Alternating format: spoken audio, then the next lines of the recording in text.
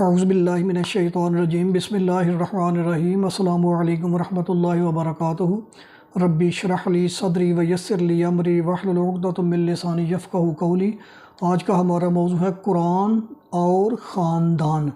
قرآن عظیم کس انداز سے انسانوں کو خاندان کے ادارے میں جوڑتا اور اس ادارے کو انسانیت کے لیے کس انداز سے پروان چڑھاتا ہے، اس سوال کا جواب ہم یہاں قرآن کریم کے متن کی ترتیب سے یہاں پیش کریں گے۔ قرآن کے آغاز میں ہم نے اللہ تعالیٰ سے رہنمائی چاہی، اے اللہ تو ہمیں سیدھا راستہ دکھا۔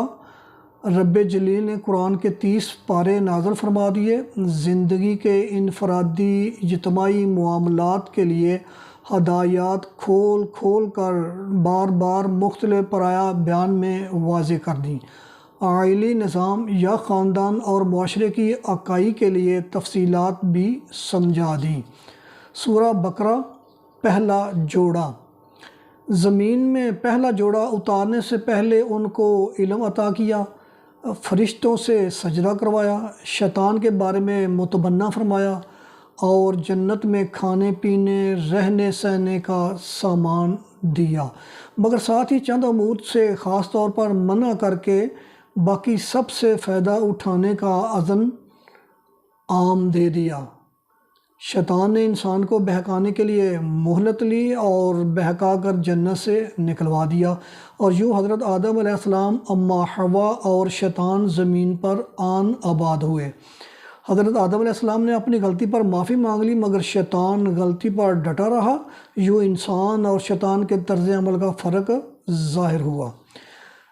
پھر ذرا اس وقت کا تصور کرو جب تمہارے رب نے فرشتوں سے کہا کہ میں زمین میں ایک خلیفہ بنانے والا ہوں۔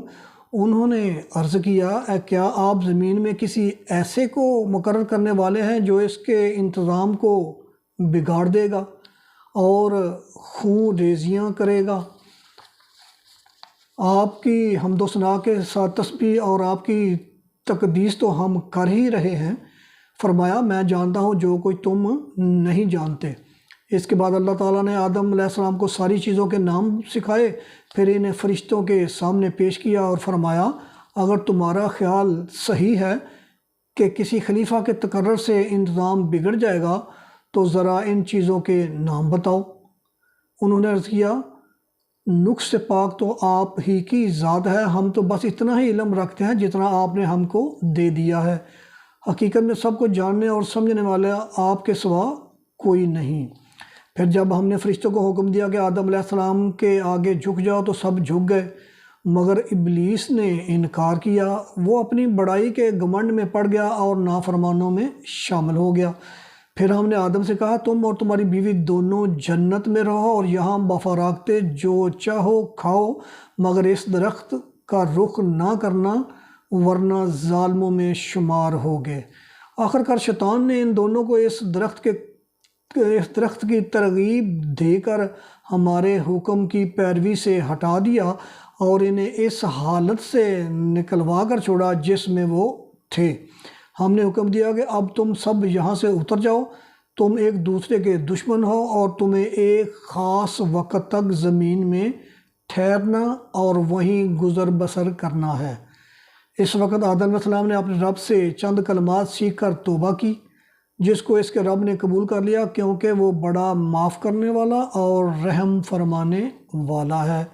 اللہ تعالیٰ نے بنی آدم علیہ السلام یعنی انسان کو اپنا خلیفہ بنا کر زمین پر بھیجا کہ وہ اس دنیا میں جس کا مالک وہ خود ہے، اس کے عطا کردہ اختیارات کو اس کے نائب کی حیثیت سے استعمال کرے۔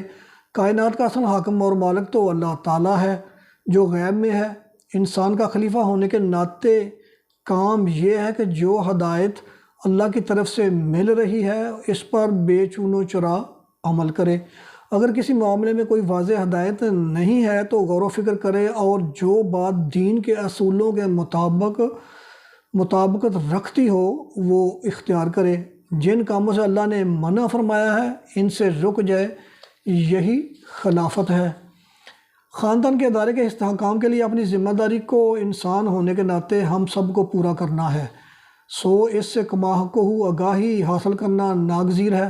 اس کے لیے اللہ تعالیٰ نے انسان کو چیزوں کے نام یعنی ان کی حقیقت کا علم دے دیا، ایک الہامی علم جو اللہ تعالیٰ وحی کے ذریعے بھیجتا ہے، اور دوسرا اکتسابی علم جو انسان خود حاصل کرتا ہے، اور انسانی زندگی کے مختلف دائروں کے جن میں ایک آئلی نظام یا خاندان اور معاشرہ ہے، ان پر عمل کرتا ہے۔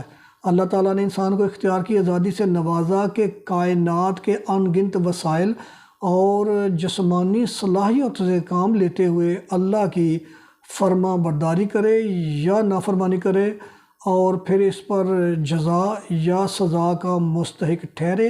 یہی اس کا امتحان ہے۔ اس امتحان کا لازمی اور اہم پرچہ خاندان میں ہمارا کردار ہے۔ مجھے اپنی دعا میں یاد رکھے گا۔ اللہ تعالی ہم سب کا حامی و ناصر ہو۔ خدا حافظ۔